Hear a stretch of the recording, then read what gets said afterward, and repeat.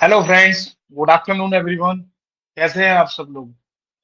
I hope you all are fine and doing well. So friends, हमने अपनी last class में जो है सेक्शन 5 और सेक्शन 6 एसआरए के कर लिए हैं। मतलब हमारे सेक्शन 5 और सेक्शन 6 तक हमारा एसआरए कंप्लीट हो चुका है। तो अगर हम बात करें हमारे एसआरए के फर्स्ट रिलीज की, and that is recovery of possession, recovery of possession, recovery of possession. तो हम इसको जो है इमूवेबल प्रॉपर्टी के रिगार्डिंग पूरा कर चुके हैं। मतलब अगर हम बात करें इमूवेबल प्रॉपर्टी के रिगार्डिंग, तो इमूवेबल प्रॉपर्टी के रिगार्डिंग हमारा ये टॉपिक कंप्लीट हो चुका है। अब हमको डिस्कस करना है रिगार्डिंग मूवेबल प्रॉपर्टी। अब जैसा कि मैंने आप सब लोगों को बताया था कि सेक्शन 5 और सेक्शन 6 जो कंसर्न थे वो इमूवेबल प्रॉपर्टी के रिगार्डिंग थे, और सेक्शन 7 और सेक्शन 8 जो है सारे के हैं वो कंसर्न है हमारे मूवेबल प्रॉपर्टी के रिगार्डिंग। तो आज हम जो है स्टार्ट करने वाले हैं recovery of possession of movable property, मतलब सेक्शन 7 और सेक्शन 8। ठीक है फ्रेंड्स।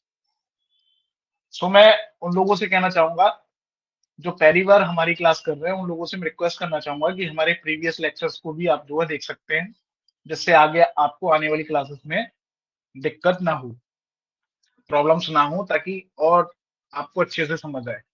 ठीक है फ्रेंड्स। तो सेक्शन 6 और सेक्शन 5 तो हमारा हो चुका था। एक केस मुझे उसमें लिखवाना था आपको, वो लिख लीजिए। ये सेक्शन 6 से रिलेटेड है। सेक्शन 5 और सेक्शन 6 मतलब recovery of possession of immovable property के रिगार्डिंग केस है। Maria Margarida Sequeira Fernandes Fernandes है, ये है यहाँ पर फर्नांडिस वर्सेस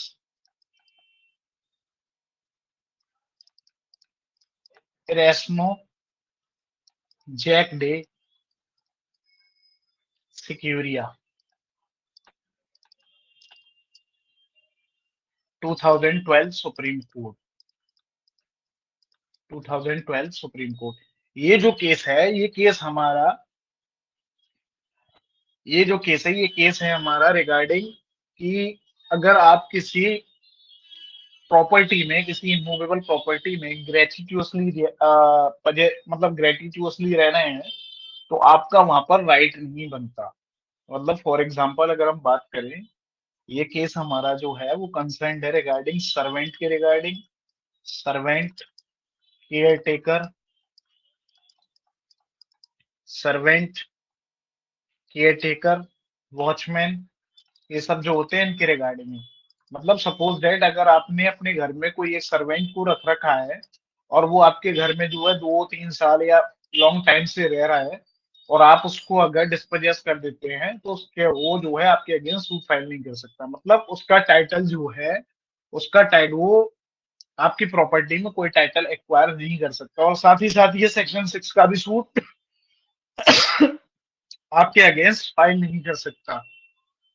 तो इस सेक्शन में अब जो इस केस लॉ में जो हेल्ड किया गया था, इस केस लॉ में हेल्ड किया गया था, no one can acquire title to a property if they were allowed to stay in the premises, in the premises gratuitously. मतलब आपने लव एंड अफेक्शन में, या आपने as a caretaker, as a servant, as a watchman उसको अपनी property में ग्रेटिट्यूसली जो है रहने के लिए परमिट करके रखा था, और वो लंबे टाइम से आपकी प्रॉपर्टी में रह रहा है, तो वो जो है वो पर्सन कोई टाइटल आपकी प्रॉपर्टी में एक्वायर नहीं कर पाएगा।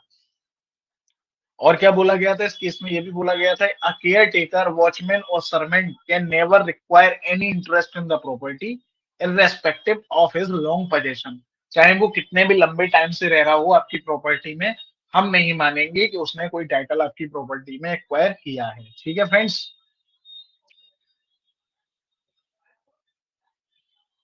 ठीक है। तो ये केस के रिगार्डिंग ये वाला जो केस था वो कंसर्न था।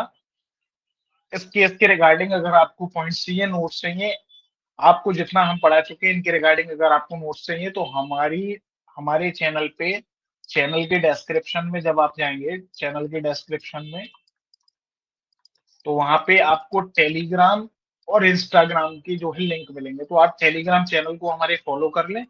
वहां पे आपको प्रॉपरली नोट्स इन चीजों के रिगार्डिंग मिलते रहेंगे। ठीक है फ्रेंड्स, तो चलिए हम स्टार्ट करते हैं आज का अपना topic, recovery of possession of immovable property.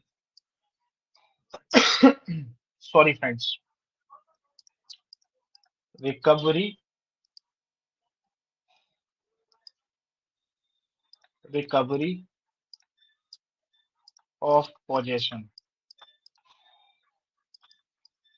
Possession friends हम बोलते हैं कब्जे को, जो लोग नए हैं उन लोगों को मैं बता रहा हूँ। देखिएगा, अब रिकवरी ऑफ पोजेशन जो है वो दो चीजों की होती है, एक इमूवेबल प्रॉपर्टी की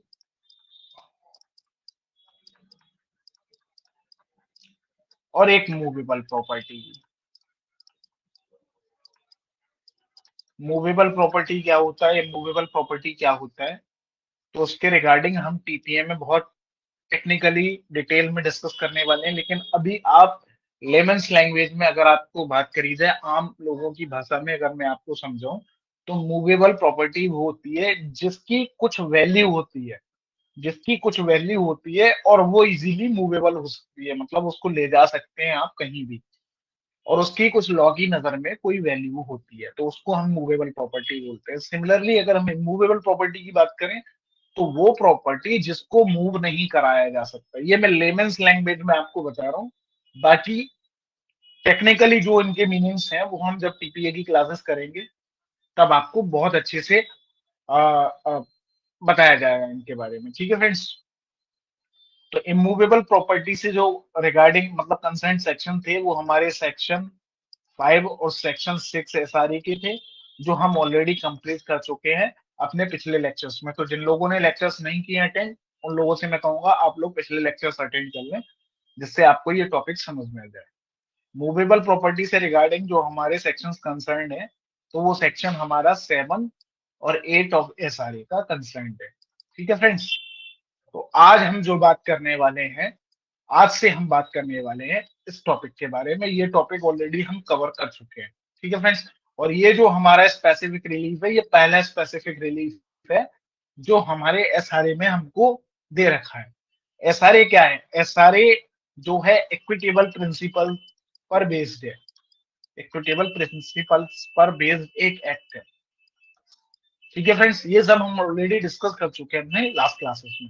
तो चलिए चलते हैं हम मूवेबल प्रॉपर्टी के रिगार्डिंग। मैं इसको रेज कर रहा हूं।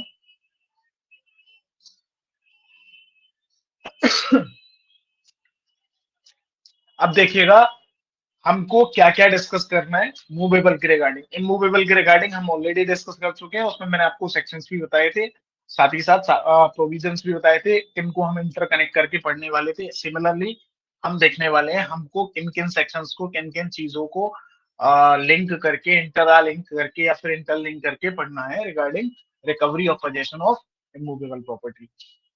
ठीक है फ्रेंड्स, तो recovery of possession of movable property. अब यहां से हम कंसर्न है मूवेबल प्रॉपर्टी के, इमूवेबल प्रॉपर्टी का हम ऑलरेडी कवर कर चुके हैं। तो इसके रिगार्डिंग जो हमें प्रोविजंस करने हैं वो देखिए कौन कौन से करने हैं। अगर हम बात करें सेक्शन 7 की, सेक्शन 7 की अगर हम बात करें, सेक्शन 7 एसआरए का, तो इसके साथ हमें पढ़ना होगा ऑर्डर 20 ऑर्डर 20 का रूल। सॉरी फ्रेंड्स, ऑर्डर 20 का रूल 10 सीपीसी, साथ ही साथ सॉरी फ्रेंड्स, साथ ही साथ अपेंडिक्स 1 सीपीसी का फॉर्म नंबर 32। तो ये सेक्शन 7 के साथ में हमको करना है। सेक्शन 8 जब हम करेंगे तो सेक्शन 8 के साथ हमको करना है ऑर्डर 21 का रूल 31 का सब रूल 2 सीपीसी और अपेंडिक्स अपेंडिक्स ए का फॉर्म नंबर 39 ऑफ सीपीसी। ठीक है फ्रेंड्स, तो ये प्रोविजंस हम इसके रिगार्डिंग डिस्कस करने वाले हैं और इसमें करीब हमको 2 क्लास लग जाएंगी, 3 भी लग सकती है, वैसे 3 जो है रेयर केस में लगेगी, बाकी 2 क्लास में ये टॉपिक हमारा कंक्लूड हो जाएगा। अब हमारा बेस बन चुका है। तो जैसे कि फर्स्ट टाइम हमने पढ़ा था रिकवरी और possession of immovable property, similarly हम मूवेबल प्रॉपर्टी के रिगार्डिंग भी देखेंगे। तो 2 क्लास मैक्सिमम इसमें लगेंगी, अगर रेयरली लगी तो 3 लग सकती है। ठीक है फ्रेंड्स, तो चलिएगा स्टार्ट करते हैं हम आज का अपना पहला टॉपिक। ये आप सब लोगों ने लिख लिया, ये लिख लो, मैं आपको 10 सेकंड का टाइम दे रहा हूँ।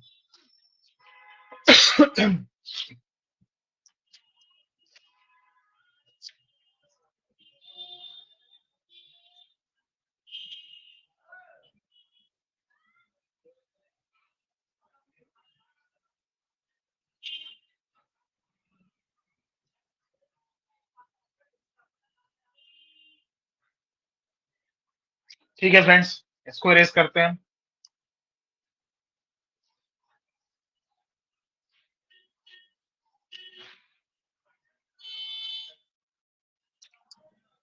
अब देखिएगा, सेक्शन 7 ऑफ एसआरए 1963 क्या कहता है ये सेक्शन। चलिए बेरेक्ट ओपन करते हैं, जिन लोगों के पास बेरेक्ट नहीं है वो यहाँ पर देख सकते हैं। ठीक है, मैं इसको जरा जूम कर देता हूँ आप लोगों के लिए, जिससे आप लोगों को अच्छे से दिखे। तो ये रहा हमारा सेक्शन 7। सेक्शन 7 हमारा क्या कहता है, देखिएगा। सेक्शन 7 जो है वो हमारा डेक्लेरेटरी सेक्शन है, ये डिक्लेयर कर रहा है, डेक्लेरेटरी सेक्शन। जैसे हमारा सेक्शन 5 था रिगार्डिंग इमूवेबल प्रॉपर्टी, वैसे ही हमारा सेक्शन 7 है रिगार्डिंग मूवेबल प्रॉपर्टी। वो भी डिक्लेयर कर रहा था, ये भी डिक्लेयर कर रहा है। क्या डिक्लेयर कर रहा है? अ पर्सन में कोई भी आ सकता है, citizen, non citizen, trust, company, कुछ भी आ सकता है। ठीक है, अ पर्सन एंटाइटल्ड का मतलब जो उस पोजीशन के लिए योग्य है। योग्य कैसे? मतलब जो टाइटल्ड है, जिसके पास कोई टाइटल है कानून की नजर में, लॉ की नजर में, उसको हम बोलेंगे entitled. A person entitled to the possession of specific movable property. तो जैसा कि यहाँ पे भी वर्ड स्पेसिफिक यूज करके रखा है इन्होंने, इसका मतलब है आपकी जो प्रॉपर्टी है वो आइडेंटिफाइबल होना चाहिए, आइडेंटिफाइबल होनी चाहिए।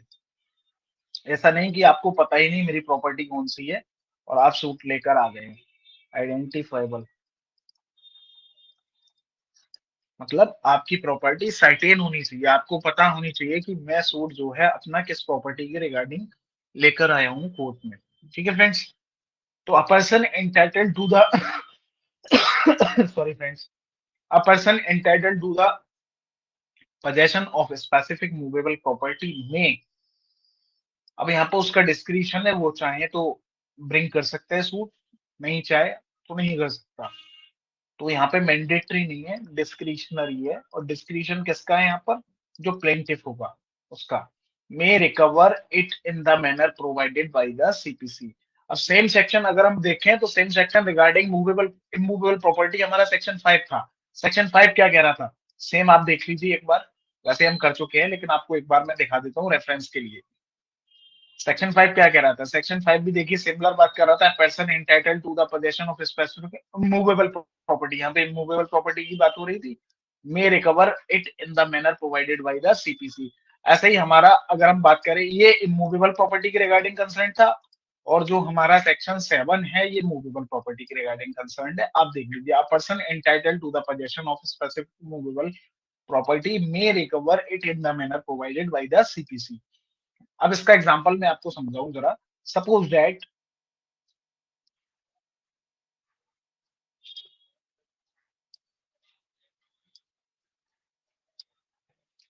Suppose that this is a laptop. This is a laptop. This belongs to Mr. A. ये एक लैपटॉप है और ये ए का है, मतलब ए क्या है इसके, ए है ओनर इसके। अब होता क्या है, ए का फ्रेंड एक दिन इनके पास आता है, ए का फ्रेंड इनके पास आता है और वो कहता है कि आप मुझे कुछ दिन के लिए अपना लैपटॉप दे सकते हैं, मुझे जरूरत है, मुझे कुछ अपना प्रोजेक्ट पे वर्क करना है, तो आप क्या मुझे अपना लैपटॉप दे सकते हैं। ए का फ्रेंड आता है ए के पास, ए बोल देते हैं, ठीक है आप ले सकते हो, लेकिन 2 दिन बाद मुझे इसको वापस कर देना, मुझे काम रहता है अपने लैपटॉप से। ए ने फ्रेंड को अपने लैपटॉप दे दिया। अब हुआ क्या, फ्रेंड को जब इन्होंने लैपटॉप दे दिया, अब 2 दिन हो गए, 2 दिन बीत गए, अब 2 दिन बाद जब ये फ्रेंड इनसे मतलब ए जो है वो अपने फ्रेंड से कहते हैं कि मुझे मेरा लैपटॉप वापस कर दो, तो ये फ्रेंड क्या करते हैं, ये जो फ्रेंड है ये मना कर देते हैं, ये डिनाई कर देते हैं कि मैं आपको लैपटॉप वापस नहीं दूंगा। तो अब ए के पास इस केस में क्या रेमेडी अवेलेबल है to recover the possession of its movable property. अब ये क्या है, लैपटॉप क्या है, लैपटॉप को हम इजीली मूव कर सकते हैं, तो जब इजीली मूव कर सकते हैं साथ ही साथ इसकी वैल्यू भी है। अब भाई कोई एक लैपटॉप है तो जाहिर सी बात है उसकी कोई ना कोई कीमत होगी। अगर मान लो नया लैपटॉप है तो 10-5 हजार रुपए से तो कम नहीं होगा, पुराना है तब भी 2 हजार रुपए का तो होगा ही मिनिमम। मैं कम से कम बता रहा हूँ, वैसे तो आजकल लैपटॉप जो है 50-60 हजार रुपए से कम है ही नहीं अच्छा लैपटॉप। ठीक है फ्रेंड्स, तो अब ये जो ए है, ये ए क्या कर सकते हैं, तो ए यहाँ पर सूट फाइल कर सकते हैं अंडर सेक्शन 7 ऑफ एसआरए। ठीक है फ्रेंड्स, अभी हम सेक्शन 8 की बात नहीं कर रहे हैं, अभी हम केवल और केवल सेक्शन 7 की बात कर रहे हैं। 8 को भी हम देखेंगे, 8 में क्या क्या रखा है। अभी मैं आपको केवल और केवल एग्जांपल दे रहा हूं कि कैसे जो है आप प्रॉपर्टी को रिकवर कर सकते हैं। तो ए क्या करेंगे, यहाँ पे ए जो है एक सूट फाइल करेंगे against his friend under section 7 of SRA. क्यों करेंगे, क्योंकि सेक्शन 7 ऑफ एसआरए हमको एंटाइटल कर रहा है, सेक्शन 7 ऑफ एसआरए हमको डिक्लेयर कर रहा है एक रिलीफ। क्या रिलीफ, कि अगर आपको अपनी प्रॉपर्टी की, मूवेबल प्रॉपर्टी की पोजेशन चाहिए, रिकवर करनी है किसी से, तो आप इस सेक्शन के अकॉर्डिंग कर सकते हैं। So a person entitled to the possession of specific movable property may recover it in the manner provided by the CPC. ठीक है फ्रेंड्स, अब देखिएगा, अब इसके एक्सप्लेनेशन की तरफ चलते हैं। एक्सप्लेनेशन क्या बात करता है इसका, ये जो एक्सप्लेनेशन 1 है इसका, ये है रिगार्डिंग लॉ ऑफ ट्रस्ट के रिगार्डिंग। ये जो एक्सप्लेनेशन 1 इसका है, ये लॉ ऑफ ट्रस्ट के रिगार्डिंग है, लॉ ऑफ ट्रस्ट। ये क्या कह रहे हैं देखिएगा, a trustee a trustee may sue under this section for the possession of movable property to the beneficial interest in which the person for whom he is trustee is entitled। इसका मतलब क्या हुआ, सपोज दैट, देखिएगा एक बात और मैं आपको बता दूं, एक्सप्लेनेशन जो है वो हमारे सेक्शन का ही पार्ट होता है हमेशा। एक्सप्लेनेशन क्या है, अगर मान लो ये एक्सप्लेनेशन यहाँ नहीं भी होता तब भी हम इसको इस मेन पैरा में इम्प्लिसिट मानते। ठीक है फ्रेंड्स, ये क्या है, बस इसको फर्दर क्लेरिफाई कर रहा है इस सेक्शन को कि इस सेक्शन में ये भी इंक्लूड है। अगर ये एक्सप्लेनेशन यहाँ नहीं भी होता तब भी हम सूट फाइल कर सकते थे अंडर सेक्शन 7 में। ठीक है फ्रेंड्स, तो एक्सप्लेनेशन के बारे में अगर हम बात करें तो explanation is the manifestation of section. Explanation जो है हमारे मेन पार्ट का, मेन बॉडी ऑफ सेक्शन का क्या है, हमारी मेन सेक्शन का क्या है, एक पार्ट होता है। ठीक है फ्रेंड्स, अब ये क्या कह रहे हैं आप, a trustee may sue under this section for the possession of movable property to the beneficial interest. यहाँ पे ये जो बेनिफिशियल इंटरेस्ट है इसको मार्क कर लीजिए आप, beneficial interest in which the person for हुम he is trustee is entitled. ठीक है, अब इसका एग्जांपल मैं आपको बताता हूँ, देखिएगा,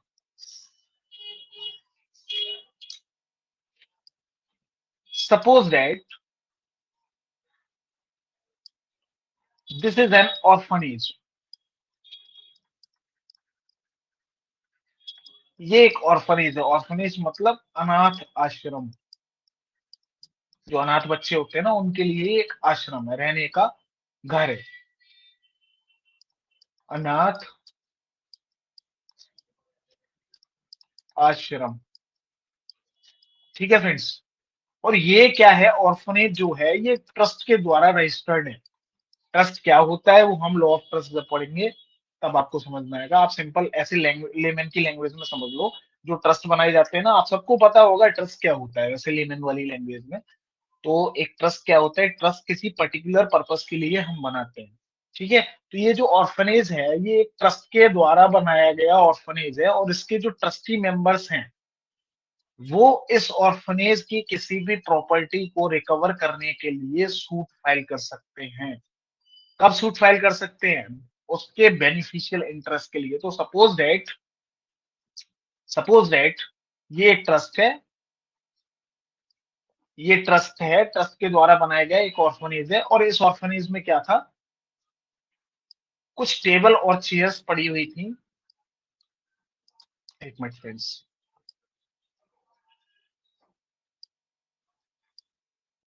कुछ टेबल और चेयर्स पड़ी हुई थी।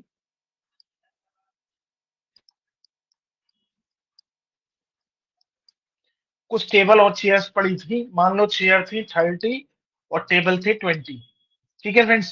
अब इनके पास ऑर्फनेज में जगह कम थी, तो इन्होंने क्या किया, इनको किसी एक गोडाउन में शिफ्ट कर दिया। गोडाउन में इन्होंने रख दिया क्योंकि ऑर्फनेज में जगह कम पड़ रही थी।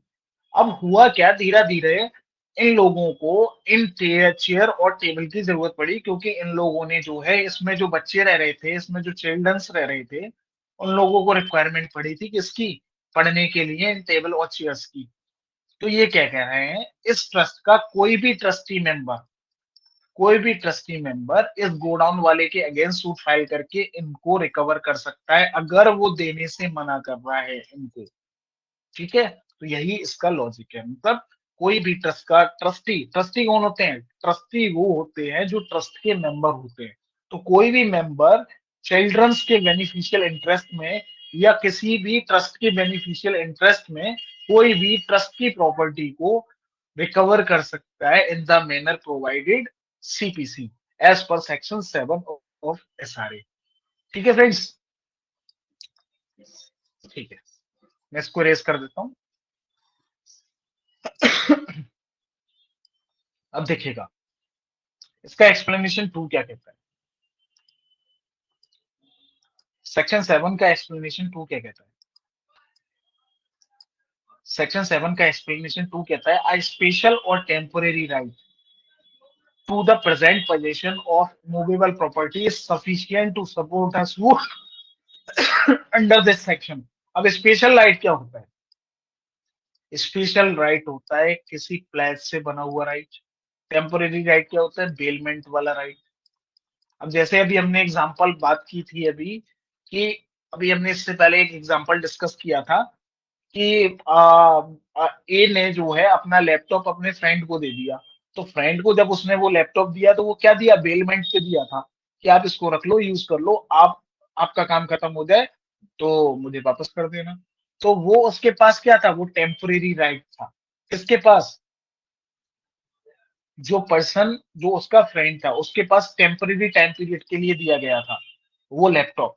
वो लैपटॉप उसके लिए टेम्परेरी टाइम पीरियड के लिए दिया गया था कि 2 दिन आप रख लो, 2 दिन के बाद आप मुझे वापस दे देना। तो उसको हम बोलते हैं बेलमेंट। अगर हम स्पेशल राइट की बात करें, तो स्पेशल राइट में जैसे हम बैंक से गोल्ड लोन लेते हैं, अपना गोल्ड को जो है प्लेज करके बैंक से जो है पैसे लेते हैं, बोरो करते हैं। तो बैंक से हम क्या करते हैं, प्लेज एग्रीमेंट करते हैं, मॉर्गेज एग्रीमेंट करते हैं। तो बैंक के पास कौन सा राइट आ जाता है उसको मूवेबल प्रॉपर्टी को रखने के लिए, तो बैंक के पास एक स्पेशल राइट आ जाता है कि जब तक आप उस लोन का रिपेमेंट नहीं कर देते बैंक को, तब तक बैंक आपकी उस प्रॉपर्टी को, उस मूवेबल प्रॉपर्टी को अपने पास रख सकती है। ठीक है फ्रेंड्स, अब ये क्या कह रहा है, स्पेशल और temporary right to the present position of immovable property is sufficient to support a suit under this section. तो यहां पर अगर हम बात करें सेक्शन 7 की, तो सेक्शन 7 में जो एंटाइटलमेंट होता है, सेक्शन 7 में जो एंटाइटलमेंट होता है, वो एंटाइटलमेंट जो है वो हमारा 2 तरीके से हो सकता है। एक मिनट यार, एक मिनट में इसको रेज कर देता हूँ, दोबारा बना देता हूँ। सेक्शन 7 ऑफ एसआरए,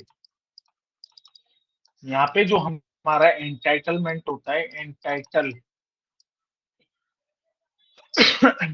वो दो तरह से होता है। पहला ओनरशिप से, दूसरा विदाउट ओनरशिप। जैसे हमने उसमें देखा था, किसमें, सेक्शन 5 में, एक तो ओनरशिप था, एक विदाउट ओनरशिप था। सिमिलरली यहाँ पर भी एक ओनरशिप से, एक विदाउट ओनरशिप है। ओनरशिप तो आपको एंटाइटल करता है, ये जब आपके पास किसी चीज की ओनरशिप है, आप किसी चीज के मालिक हैं, आप, तो जाहिर सी बात है आपके पास है राइट टू पजेस। जब आप किसी चीज के मालिक हैं तो राइट टू पजेस, उसमें इम्प्लिसिट राइट है आपको मिला हुआ। सिमिलरली अगर हम बात करते हैं विदाउट ओनरशिप की, तो इसको हम बोलते हैं पजेसरी टाइटल। मतलब आपको उस प्रॉपर्टी का पजेस करने के लिए एक राइट है, वो कहाँ से मिलता है हमको। तो इसमें जो है एग्जांपल की बात करें हम, तो बेलमेंट हो गया हमारा, प्लेज हो गई हमारी, एक्सेट्रा, और भी बहुत चीजें हमारी होती हैं। ठीक है फ्रेंड्स। तो अब ये क्या कह रहे हैं, ये कह रहे हैं सेक्शन 7 में कि सेक्शन 7 में ओनर तो सूट फाइल कर ही सकता है। ओनर तो सूट फाइल ही कर सकता है किसके अगेंस्ट, जिससे वो उस प्रॉपर्टी को रिकवर करना चाहता है। साथ ही साथ जिसके पास ओनरशिप नहीं है, रादर उसके पास कोई या तो स्पेशल राइट है या फिर टेम्परेरी राइट है, वो भी इस प्रॉपर्टी के को क्लेम करने के लिए सूट फाइल कर सकता है। अब सेक्शन 7 की अगर हम बात करें, तो सेक्शन 7 में सूट ओनर के अगेंस्ट भी फाइल किया जा सकता है। ठीक है। अगर हम बात करें सेक्शन 7 की, तो सेक्शन 7 में ओनर के अगेंस्ट भी सूट फाइल किया जा सकता है। और वो सूट कौन फाइल करेगा, जिसके पास कोई स्पेशल राइट टू पजेस है प्रॉपर्टी का, या कोई टेम्पोरेरी राइट टू पजेस है। और साथ ही साथ वो किसी अदर बंदे के अगेंस्ट भी सूट फाइल कर सकते हैं। अब उसका एग्जाम्पल हम अभी देखेंगे, आप टेंशन मत लो, बहुत अच्छे से हम इसको टॉपिक को कवर करने वाले हैं। तो सेक्शन 7 में कौन कौन सूट फाइल कर सकता है, who can file who can file a suit under section 7 of SRA।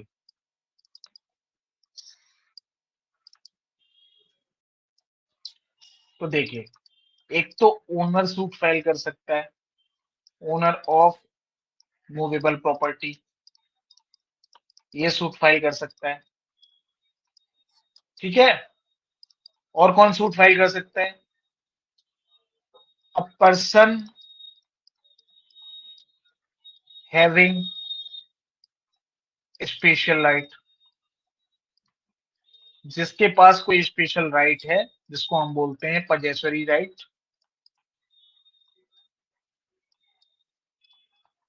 वो भी सूट फाइल कर सकता है अंडर सेक्शन 7। ठीक है।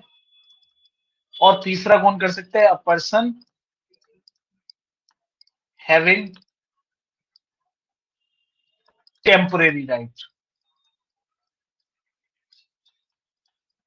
जिसके पास कोई टेम्पोरेरी राइट टू पजेस है, वो भी फाइल कर सकता है, डेट इज पजेसरी राइट।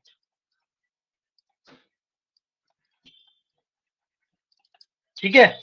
अब सपोज दैट अगर हम इसके एग्जांपल की बात करें, ओनर वाले एग्जांपल की, तो हमारा लैपटॉप वाला एग्जांपल यहाँ पे फिट बैठता है क्या, कि एक लैपटॉप था, this is a laptop and this belongs to mister A, and B आते हैं, बी ए के फ्रेंड है, बी ए से बोलते हैं कि आप मुझे 2 दिन के लिए अपना लैपटॉप दे दो, और 2 दिन बाद मैं आपको वापस कर दूंगा। अब जब 2 दिन हो जाते हैं, ए बी के पास जाते हैं कि भाई मुझे मेरा लैपटॉप वापस कर दो, तो बी मना कर देते हैं, B refuse to give possession to A. मतलब लैपटॉप का पोजेशन बी जो है ए को देने के से मना कर देते हैं। अब ए के पास क्या रेमेडी अवेलेबल है यहाँ पे, तो ए चाहे तो सेक्शन 7 में सूट फाइल कर सकते हैं एसआरए में। क्यों कर सकते हैं, क्योंकि ये इस लैपटॉप के ओनर हैं, therefore he has a right to possess such movable property. ठीक है फ्रेंड्स। इसीलिए ये यहाँ पर सूट फाइल कर सकते हैं अपने लैपटॉप की पोजेशन वापस लेने के लिए। सिमिलरली अगर हम इसकी बात करें, इसके एग्जांपल की बात करें, तो सपोज दैट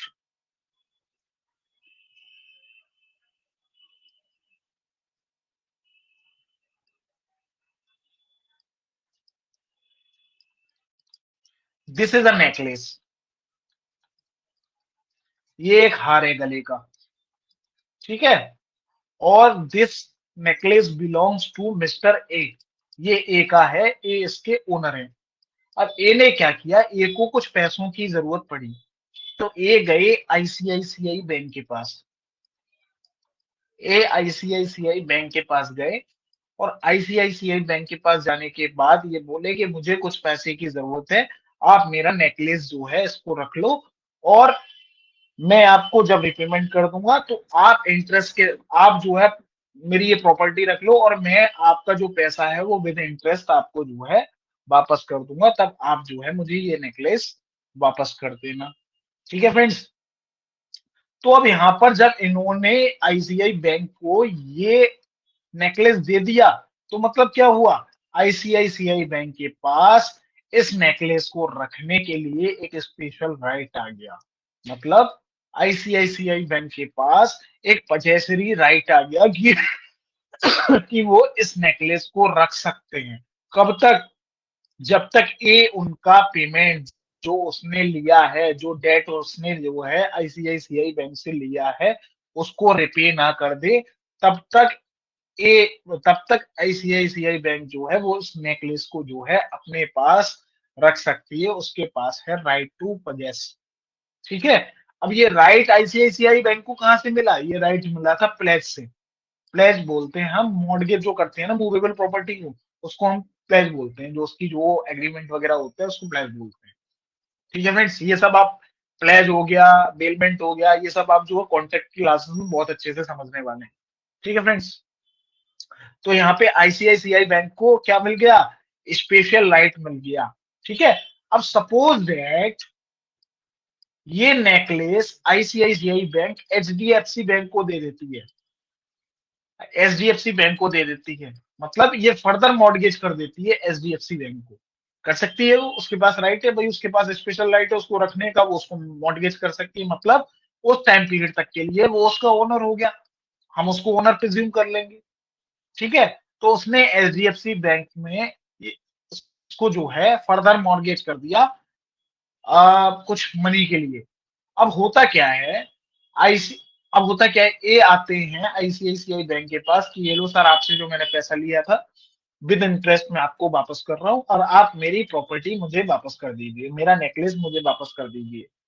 अब यहाँ पर क्या होता है, अब यहाँ पर होता है कि आईसीआईसीआई बैंक कहती है ए से कि ठीक है 2 मिनट आप दीजिए हमको, 2 मिनट आप बैठिए, चाय वगैरह पिलाता है उसको, और आईसीआईसीआई बैंक जाता है एचडीएफसी बैंक के पास कि ठीक है, और वो जो मैंने आपको जो नेकलेस जो है मॉर्गेज किया था वो आप मुझे वापस कर दीजिए, ये लीजिए आप अपनी मनी विद इंटरेस्ट। अब यहाँ पर एचडीएफसी बैंक रिफ्यूज कर देता है उस नेकलेस को देने के लिए आईसीआईसीआई बैंक के लिए। तो यहाँ पर आईसीआईसीआई बैंक क्या कर सकता है, आईसीआईसीआई बैंक चाहे तो वो सेक्शन 7 के अंडर सूट फाइल कर सकता है अगेंस्ट एचडीएफसी बैंक। क्यों, क्योंकि आईसीआईसीआई बैंक के पास एक स्पेशल राइट था उसको प्रॉपर्टी को पजेस करने के लिए। आप बताइए मुझे, क्या ए यहाँ पे सूट फाइल कर सकता है अगेंस्ट एचडीएफसी बैंक, ये आप मुझे बताना। ठीक है, ये भी हम डिस्कस करने वाले हैं आने वाली क्लासेस में, लेकिन आप अपना दिमाग लगाना, ये आपके लिए होमवर्क है, आप मुझे कल आके बताएंगे कमेंट बॉक्स में कि ये जो है ए जो है एचडीएफसी बैंक के अगेंस्ट जो है सूट फाइल कर सकता है या नहीं कर सकता है। ठीक है फ्रेंड, तो ये था हमारा इसका example, a person having special right. Similarly अगर हम इसके एग्जांपल की बात करें तो यही एग्जांपल ले लेते हैं, ए बी से लैपटॉप लेके गया था। ठीक है, ए बी से लैपटॉप लेके गया था कि मुझे 2 दिन के लिए लैपटॉप दे दो, 2 दिन बाद मैं आपका लैपटॉप वापस कर दूंगा, मतलब बी के पास 2 दिन के लिए क्या आ गया, एक टेम्पोरेरी राइट आ गया, temporary right to possess such a movable property. ठीक है फ्रेंड्स, अब होता क्या है, बी एक दिन अपना प्रोजेक्ट वर्क कर रहा होता है, और बी के नेवर, बी के एक पड़ोसी आते हैं और वो बोलते हैं मुझे जरा बस 5 मिनट के लिए ये लैपटॉप दे दो, और मैं भी आपको वापस ला के देता हूँ 5 मिनट बाद। अब बी कहता है कि मुझे इंपॉर्टेंट वर्क करना है, बी क्या कहता है, बी उनको लैपटॉप दे देता है ये। ठीक है, बी उनको ये लैपटॉप दे देता है। ठीक है फ्रेंड्स। अब बी जब उनको लैपटॉप दे देता है, वो 10 मिनट बाद जाता है कि भाई आपने मुझे लैपटॉप नहीं दिया, भाई आप मुझे लैपटॉप दे दो मेरा वापस। अब ये जो नेवर है इनके, ये जो इनके नेवर है, ये मना कर देते हैं कि नहीं, मैं आपको लैपटॉप नहीं दूंगा। तो यहाँ पर जो टेम्परेरी राइट इनके पास था, ये भी सूट फाइल कर सकते हैं अगेंस्ट नेबर। क्यों? क्योंकि इनके पास टेम्परेरी राइट था, राइट टू पोजेस 2 दिन के लिए, या फिर जब तक ये इनसे वापस नहीं ले रहा है तब तक के लिए। तो सेक्शन 7 में सूट कौन कौन फाइल कर सकता है? सेक्शन 7 में सूट ओनर भी फाइल कर सकता है, साथ ही साथ वो पर्सन फाइल कर सकता है जिसके अगेंस्ट, जिसके पास कोई स्पेशल राइट है, या फिर वो पर्सन भी फाइल कर सकता है जिसके पास कोई टेम्पोरेरी राइट है। और कौन फाइल कर सकता है सेक्शन 7 में सूट? सेक्शन 7 में एक ट्रस्टी, ट्रस्टी भी सूट फाइल कर सकता है। ठीक है, ट्रस्टी किसके लिए? बेनिफिशियल इंटरेस्ट ऑफ ट्रस्ट के लिए, बेनिफिशियल इंटरेस्ट के लिए ये भी सूट फाइल कर सकता है। ठीक है फ्रेंड्स, तो आप इसको चार्ट को बना लीजिए। इसका एग्जांपल मैं आपको ऑलरेडी दे चुका हूँ, वो ऑर्फनेज वाला। तो आप इनको जो है नोट डाउन कर लीजिए, मैं आपको 10 सेकंड का टाइम देता हूँ, फिर आगे हम अपने टॉपिक की तरफ चलते हैं।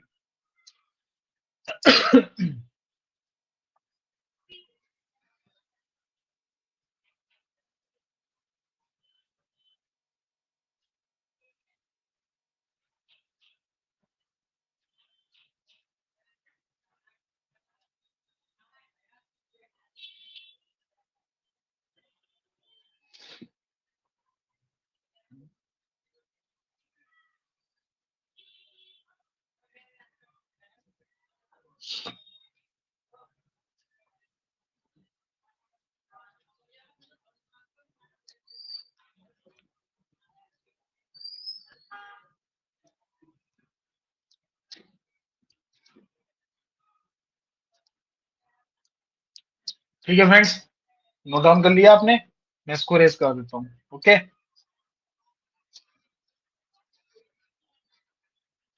देखिए एसआरए बहुत टेक्निकल सब्जेक्ट है, और एसआरए में अक्सर लोग कंफ्यूज होते हैं एग्जाम टाइम पे भी और प्रैक्टिस में भी। ये बहुत ज्यादा टेक्निकल है, थोड़ी थोड़ी सी बातों पे ये जो है यहाँ पे मीनिंग जो है चेंज होते चले जाते हैं। ठीक है फ्रेंड्स, इनफैक्ट लॉ की अगर हम बात करें तो लॉ तो सारे ही टेक्निकल होते हैं, लेकिन एसआरए कुछ ज्यादा टेक्निकल है। तो ठीक है फ्रेंड्स, तो ये था हमारा सेक्शन 7। एक बार हम सेक्शन 7 को और पढ़ लेते हैं, मैं इसको इरेज कर रहा हूँ।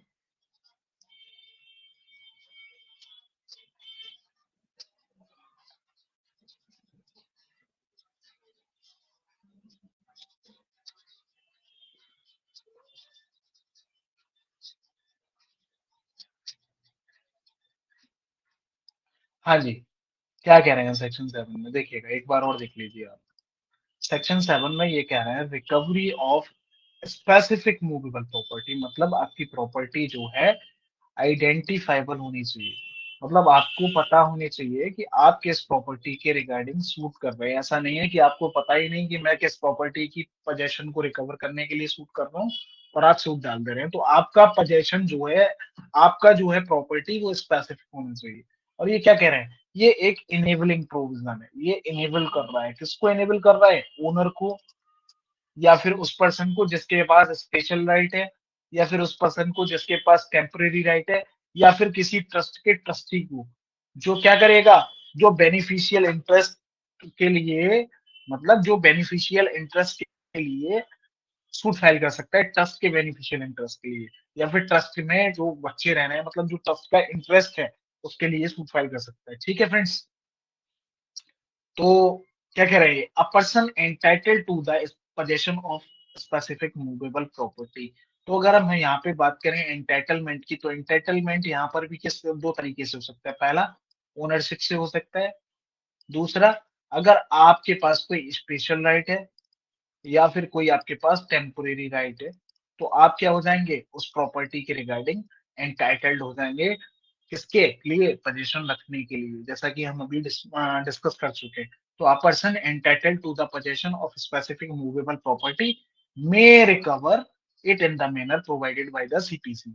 तो ये तो ऐसी बात है, वो सीपीसी के अकॉर्डिंग ही जो है उसकी मतलब सूट लेके आएगा कोर्ट में। सूट जो है प्रोसीजर तो सीपीसी में ही दे रखा है, यहाँ पे तो केवल एक राइट दे रखा है ना, उसको इनेबलिंग प्रोविजन दे रहे हैं, उसको इनेबल कर रहे हैं यहाँ पे। ठीक है फ्रेंड्स, तो एक्सप्लेनेशन वन इसका देखते हैं। A trustee may sue under this section for the possession of movable property to the beneficial interest. यहाँ पे ये बेनिफिशियल इंटरेस्ट बहुत इंपॉर्टेंट है।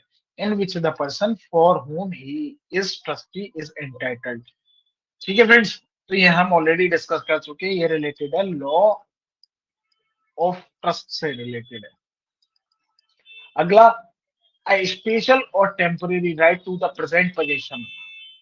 A special or temporary right to the present possession of immovable property is sufficient to support a suit under this section। मतलब अगर आपके पास कोई special right है या फिर आपके पास कोई टेम्पररी राइट है प्रेजेंट पोजीशन रखने का, तो वो सफिशियंट है आपके सूट को सपोर्ट करने के लिए। तो अभी हमने देखा था कि सेक्शन 7 में कौन कौन सूट फाइल कर सकता है। अब हम देखते हैं सेक्शन 7 में किस किस के अगेंस्ट सूट फाइल हो सकता है। ठीक है, तो सेक्शन 7 में सूट कौन कौन फाइल कर सकता है? सेक्शन 7 में सूट ओनर फाइल कर सकता है। इधर मैं आपको बता देता हूँ, सेक्शन 7 में ओनर सूट फाइल कर सकता है। वो सूट फाइल कर सकता है जिसके पास कोई स्पेशल राइट है। स्पेशल राइट किसका? राइट टू पजेस के लिए। तीसरा, जिसके पास कोई टेम्पररी राइट है। या फिर चौथा, कोई ट्रस्ट का ट्रस्टी। अभी इसको इसको छोड़ दो, इन तीनों के रिगार्डिंग देखो। ठीक है, तो ये चार लोग जो हैं सेक्शन 7 के अकॉर्डिंग जो है सूट फाइल कर सकते हैं। लेकिन अब ये किस किस के अगेंस्ट, यहाँ पे सेक्शन 7 में सूट किस किस के अगेंस्ट फाइल हो सकता है? तो सेक्शन 7 में सूट ओनर के अगेंस्ट फाइल हो सकता है। हाँ, अगर आप ओनर भी है ना, तब भी ये मत सोचना कि आपका पजेशरी राइट हो गया, आपके अगेंस्ट भी सेक्शन 7 में सूट फाइल हो सकता है। साथ ही साथ किसके अगेंस्ट सूट फाइल हो सकता है? जिसके पास कोई स्पेशल राइट था पजेस करने का और उसका राइट खत्म हो गया और अब वो उसकी पोजीशन वापस नहीं दे रहा, उसके अगेंस्ट सूट फाइल हो सकता है। या फिर कोई किसी पर्सन के पास टेम्पोररी राइट था पजेस करने का और उसका वो टेम्पोररी राइट खत्म हो गया है और अब वो वापस नहीं कर रहा है, तो उसके अगेंस्ट सूट फाइल हो सकता है। ठीक है, या फिर किसके पास कोई कोई भी पर्सन हो सकता है, any person having possession of unmovable property. कोई भी पर्सन हो सकता है जिसके पास मूवेबल प्रॉपर्टी का पोजेशन है प्रेजेंट में, और वो उस प्रॉपर्टी का पोजेशन जो है उसके ट्रू ओनर को या फिर उस पर्सन को जिसके पास स्पेशल राइट है, या फिर सॉरी फ्रेंड्स, या फिर उस पर्सन को जिसके पास टेम्परेरी राइट है वापस नहीं कर रहा है, तो उस पर्सन के पास उसके अगेंस्ट जो है सूट फाइल हो सकता है अंडर सेक्शन 7। ठीक है फ्रेंड्स, समझ में आ रहा है आप लोगों को? देखिएगा, आपको एक बात और बता दूं मैं, अगर आपको इन टॉपिक से रिलेटेड जो भी टॉपिक यहाँ पे क्लास में कराए जा रहे हैं, अगर आपको कोई भी डाउट रहता है इन टॉपिक से रिलेटेड, तो आप हमको जो है हमारी email ID, official email ID पर मेल कर सकते हैं अपने डाउट को, और मैं कोशिश करूंगा कि आपका डाउट जो है आपकी नेक्स्ट क्लास में क्लियर कर दिया जाए। हमारी ईमेल आईडी है ब्रिजपाल्स लॉ एकेडमी @gmail.com। आप इस पे लिख करके आपकी जो भी क्वेरी है वो आप हमको सेंड कर सकते हैं। हम कोशिश करेंगे कि नेक्स्ट क्लास में आपकी क्वेरी जो है हम रिजॉल्व कर दें। ठीक है फ्रेंड्स, साथ ही साथ मैं आप लोगों से रिक्वेस्ट करूंगा कि आप लोग हमारा टेलीग्राम चैनल भी ज्वाइन कर लें, जिससे आपको नोट्स मिलते रहें प्रॉपर, और आप लोगों को मॉक टेस्ट भी मिलते रहें। मॉक टेस्ट और प्रैक्टिस पेपर टेस्ट ये सब आपको मिलते रहें। साथ ही साथ आपको लॉ के रिगार्डिंग और भी जो है फैक्ट्स जो है, कोई भी चीज आती है, कोई भी रिसेंट केस लॉ आता है, वो भी आपको मिलता रहे। तो टेलीग्राम चैनल का जो हमारा लिंक है वो हमारे यूट्यूब चैनल का जो डिस्क्रिप्शन होता है उसी में गिवन है, वहां पे जाके आप जो है देख सकते हैं। ठीक है फ्रेंड्स, चलिएगा। तो अब सेक्शन 7 हमने देख लिया।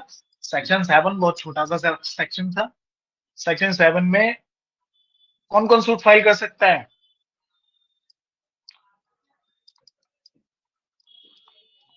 Who can file a suit under section 7? आप ही बताइए। अंडर सेक्शन 7 ऑफ एसआरए, आप लोग ही बताइए कौन कौन सूट फाइल कर सकता है सेक्शन 7 में। सो पहला, the owner of the property. Owner of the property suit file कर सकता है, लेकिन एक बात याद रखना, ये हम जनरल बातें डिस्कस कर रहे हैं, ऐसा नहीं है कि हर केस में ओनर सूट फाइल कर सकता है। हर केस में ओनर सूट फाइल नहीं कर सकता, वो फैक्ट्स एंड सर्कमस्टांसेस के ऊपर वेरी करता है। जैसा कि मैंने आपको बताया, SRA is one such technical subject.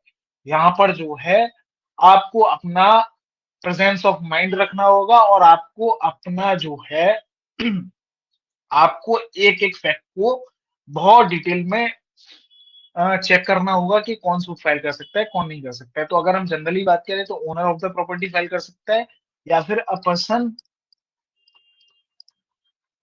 Having special right can file a suit under section 7 of SRA. ठीक है, जिसके पास कोई स्पेशल राइट है वो भी सूट फाइल कर सकता है। और कौन कर सकता है? पर्सन हैविंग टेम्परेरी राइट, किसी के पास अगर कोई टेम्परेरी राइट है वो भी सूट फाइल कर सकता है। या फिर किसी ट्रस्ट का trustee of a trust for beneficial interest, उस ट्रस्ट के बेनिफिशियल इंटरेस्ट के लिए वो सूट फाइल कर सकता है। ठीक है, तो ये चार लोग जो हैं वो सेक्शन 7 में सूट फाइल कर सकते हैं। ठीक है फ्रेंड्स, आर यू अंडरस्टैंड?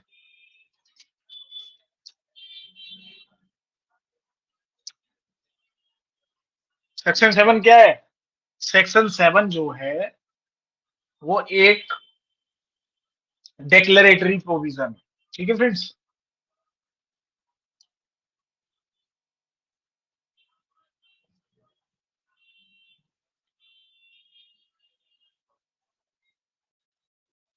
लिख लीजिए आप इसको।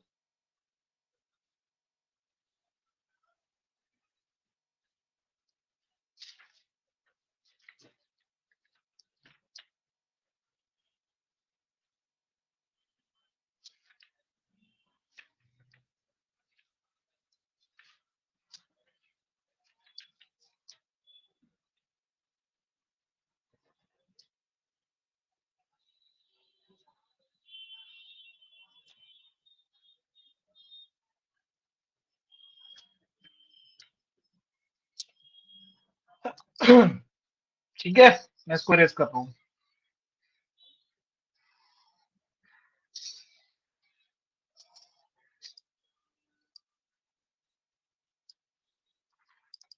दूसरा, against whom a suit under section 7 of SRA can be filed। किस किस के अगेंस्ट सूट फाइल कर सकते हैं हम सेक्शन 7 में? बताइएगा आप लोग। तो ओनर के अगेंस्ट हो सकते हैं, अगेंस्ट ओनर हो सकते हैं, अगेंस्ट ओनर। एक बात याद रखना, सेक्शन 7 में ही हम जो है ओनर के अगेंस्ट सूट फाइल कर सकते हैं, सेक्शन 8 में नहीं कर सकते। वो अभी अब जब हम सेक्शन 8 पढ़ेंगे तब आपको समझ में आ जाएगा। अभी के लिए आप इतना देखो, सेक्शन 7 ही एकमात्र ऐसा सेक्शन है जिसमें हम ओनर के अगेंस्ट भी सूट फाइल कर सकते हैं to recover specific movable property. ठीक है, तो अगेंस्ट ओनर भी फाइल कर सकते हैं हम। और किसके अगेंस्ट फाइल कर सकते हैं? अगेंस्ट एनी पर्सन हर उस पर्सन के अगेंस्ट जिसके पास कोई राइट नहीं है उस प्रॉपर्टी को पजेस करने का, against any person who doesn't have any right to possess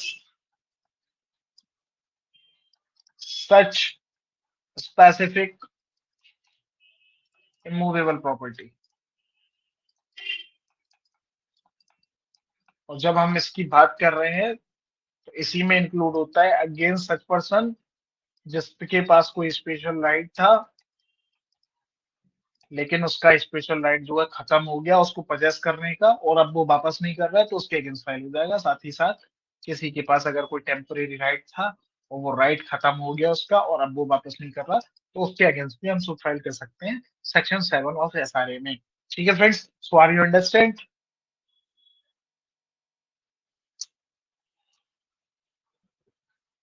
समझ में आ रहा है?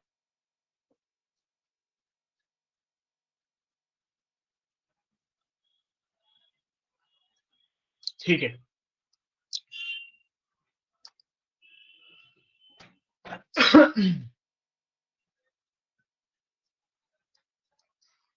चलिए मैं इसको एरेज कर देता हूँ।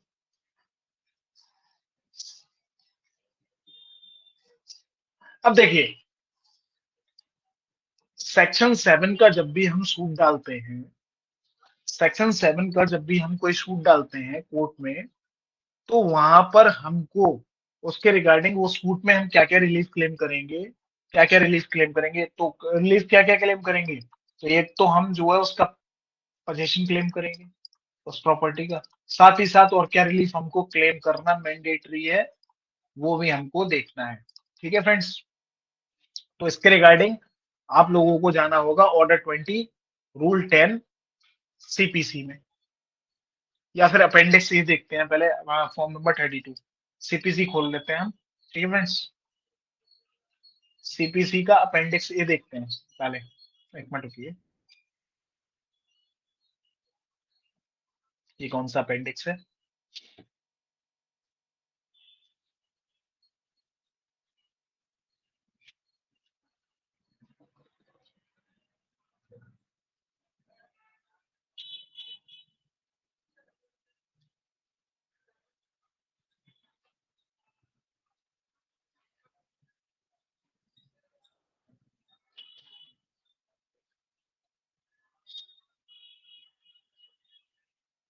एक मिनट दीजिए बस फ्रेंड्स जरा।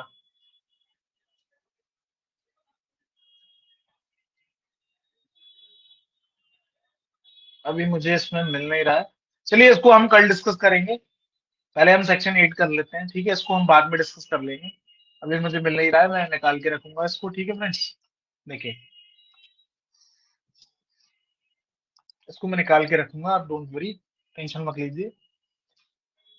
हम एक काम और कर लेते हैं, ऑर्डर 20 पढ़ लेते हैं। ऑर्डर 20 का ऑर्डर 20 का रूल 10 पढ़ लेते हैं जब तक सीपीसी का। ठीक है, ये क्या कह रहा है देखिए, ऑर्डर 20 का रूल।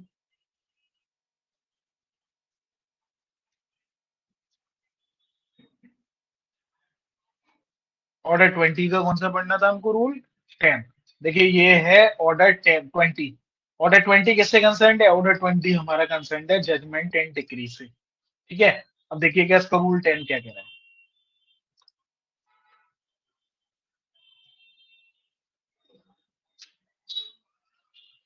ऑर्डर 20 का रूल 10 कह रहा है, decree for delivery of movable property, where the suit is for movable property and the decree is for delivery of such property. The decree shall is also state the amount of money to be paid as an alternative if delivery cannot be had.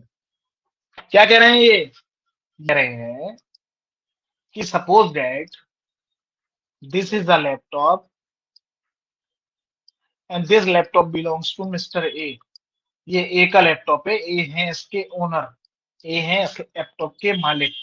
अब ए के पास इनके friend B आते हैं एक दिन, और B ए से कहते हैं कि आप मुझे 2 दिन के लिए अपना ये लैपटॉप दे दो, मुझे कुछ काम है, अर्जेंट काम है, मुझे कुछ प्रोजेक्ट मिला है, और मैं अपना काम कंप्लीट करके आपको 2 दिन बाद ये लैपटॉप वापस कर दूंगा।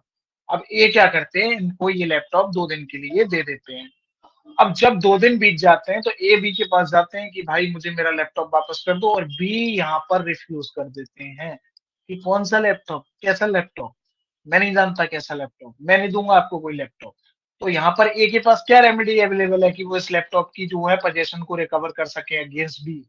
तो ए चाहे तो सूट फाइल कर सकती है, suit under section 7 of SRA. Sorry friends. तो ये क्या कर सकते हैं, ये सेक्शन 7 में एक सूट फाइल कर सकते हैं अगेंस्ट बी। क्लियर है यहाँ तक? सेक्शन 7 में ये सूट फाइल करके इसकी रिकवरी कर सकते हैं। क्यों? सेक्शन 7 क्या है, डिक्लेरेटरी है, ये हमको एक राइट दे रहा है, ये डिक्लेयर कर रहा है कि आप इस तरीके से जो है अपना पोजेशन वापस ले सकते हैं। ठीक है, अब सपोज दैट ए ने बी के अगेंस्ट एक सूट फाइल कर दिया, suit for recovery of possession of such laptop. ठीक है, ए ने बी के अगेंस्ट सूट फाइल कर दिया अंडर सेक्शन 7 ऑफ एसआरए में, सेक्शन 7 ऑफ एसआरए में। तो अब ये कह रहे हैं कोर्ट इस केस में जो डिक्री देगी, कोर्ट इस केस में जो डिक्री देगी, तो कोर्ट दो चीजें के बारे में बात करेगी। पहला, एक तो डिलीवरी के बारे में तो बात करेगी डिलीवरी ऑफ प्रॉपर्टी, मतलब डिलीवरी ऑफ प्रॉपर्टी का ऑर्डर तो करेगी। साथ ही साथ में ऑल्टरनेटिव में ऑल्टरनेटिव में कंपनसेशन का भी जिक्र करेगी, कॉम्पनसेशन का भी जिक्र करेगी। मतलब अगर वो प्रॉपर्टी आपको किसी भी वजह से डिलीवर नहीं हो सकती तो आपको उसके रिगार्डिंग कंपनसेशन ग्रांट किया जाए, और यही बात ये यहाँ पर कह रहे हैं क्या,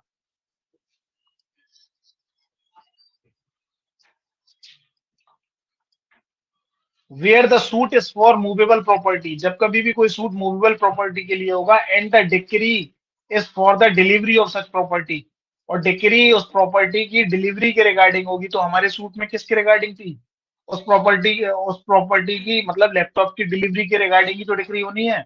तो द डिक्री सेल, यानी कि मैंडेटरी, कोर्ट को यहाँ पे करना ही करना है, मैंडेटरी क्या करेगी, the decree shall also state the amount of money to be paid as an alternative if delivery cannot be had। मतलब अगर वो डिलीवरी किसी कारण नहीं हो सकती तो आप उसमें एक अल्टरनेटिव, मतलब आपको करना ही करना है एक अमाउंट भी, कि अगर मान लो किसी कारण उसकी लैपटॉप की डिलीवरी नहीं हो सकती वापस, तो आप उसको एक पर्टिकुलर अमाउंट जो है पे करेंगे। Suppose that, for example suppose that,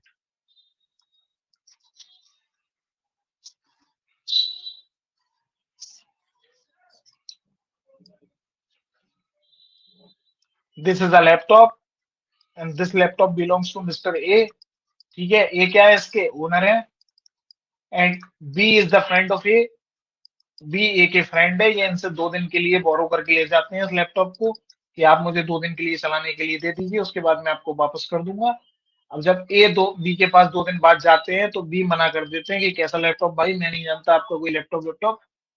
ठीक है फ्रेंड्स, तो ए क्या कर सकते हैं यहाँ पे, ए जो है इसके अगेंस्ट सेक्शन 7 ऑफ एसआरए में सूट फाइल कर सकते हैं। ठीक है फ्रेंड्स, किसके regarding, recovery of possession of such laptop. अब मान लो ए ने बी के अगेंस्ट जो है सूट फाइल कर दिया।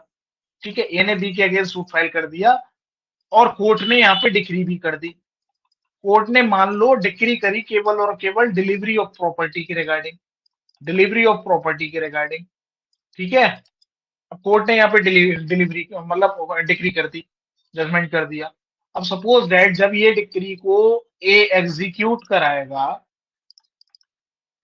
जब ए इस डिक्री के रिगार्डिंग एग्जीक्यूशन में जाएगा, तो वहां पे बी बोलता है कि साहब वो लैपटॉप तो जो है वो मेरे घर में आग लग गई थी और वो लैपटॉप उसमें जल के राख हो गया, अब मैं कहाँ से इनको जो है वो लैपटॉप जो है वापस करूं। तो यहाँ पर क्या हुआ, यहाँ पे दिक्कत हो गई कि क्या, कि ये जो है डिक्री जो है प्रॉपरली एग्जीक्यूट नहीं हो पाई। तो उसी के लिए कह रहे हैं ये, अगर किसी कारण से, अगर कोई डिक्री जो है वो डिलीवरी ऑफ प्रॉपर्टी से रिलेटेड है, डिलीवरी ऑफ प्रॉपर्टी कौन सी, मूवेबल प्रॉपर्टी से रिलेटेड है, तो वहां पे कोर्ट उसका डिलीवरी का तो ऑर्डर करेगा ही करेगा, साथ में ऑल्टरनेटिव में उस प्रॉपर्टी की कॉस्ट का भी डिक्री में बात करेगा कि अगर किसी कारण आपकी डिलीवरी नहीं हो सकती तो आपको एक पर्टिकुलर कॉस्ट उस डिफेंडेंट से दिलाई जाए जिसने आपका पोजेशन वापस नहीं दिया। तो यही बात यहाँ पर ये इसके रिगार्डिंग कर रहे हैं। तो मतलब अब कोर्ट क्या करेगी, सेक्शन 7 के सूट में कोर्ट दो चीजें डिक्री में देगी, एक तो उस प्रॉपर्टी की डिटेल, ये प्रॉपर्टी जो है आप वापस करें, और साथ ही साथ अगर आप इसकी प्रॉपर्टी वापस नहीं करते हैं या किसी कारण वापस नहीं हो पाती है तो आप इसको इतना अमाउंट अल्टरनेटिव में देंगे। ठीक है, अल्टरनेटिव का मतलब होता है या तो ये या तो वो। ठीक है फ्रेंड्स, तो यही ये कह रहे हैं यहाँ सेक्शन 10 में। तो सेक्शन 7 के सूट में अगर कभी भी डिक्री होगी तो वहां पे हमें दो चीजें दी गई होंगी, एक तो उस प्रॉपर्टी की डिक्री, मतलब उसकी डिलीवरी के रिगार्डिंग डिक्री, साथ ही साथ में एक अल्टरनेटिव अमाउंट। ठीक है फ्रेंड्स, तो ये था हमारा ऑर्डर 20 का रूल 10 ऑफ सीपीसी। ठीक है, तो आज हम क्या क्या कर लिया, आज हमने कंप्लीट कर लिया अपना सेक्शन 7 ऑफ एसआरए। सेक्शन 7 हमारा एसआरए का कंप्लीट हो चुका है। इसमें हमने ऑर्डर 20 रूल 10 सीपीसी का देख लिया। हमारा रिमेनिंग रहता है अपेंडिक्स ए का। अपेंडिक्स ए का फॉर्म नंबर 32 इसमें रह गया है बस, ये हम अपनी नेक्स्ट क्लास में करने वाले हैं डिस्कस। ठीक है फ्रेंड्स, बाकी सेक्शन 8 हमारा जो बचा है वो हम अपनी नेक्स्ट क्लास में करने वाले हैं। तो ठीक है फ्रेंड्स, हम अपनी क्लास को एंड करते हैं। We will end the class here itself. So bye bye friends, take care all of you and God bless you. Bye bye.